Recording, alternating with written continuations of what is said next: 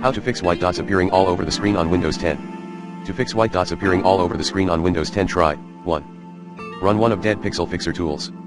Or this jscreenfix.com site.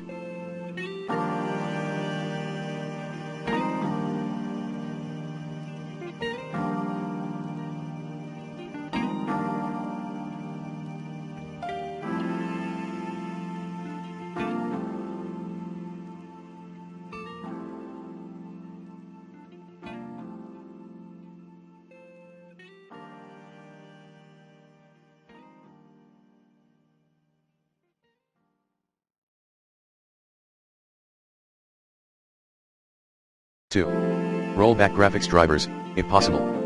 Plan B, try using the recommended Avast driver updater in this video guide, if that rollback option is disabled.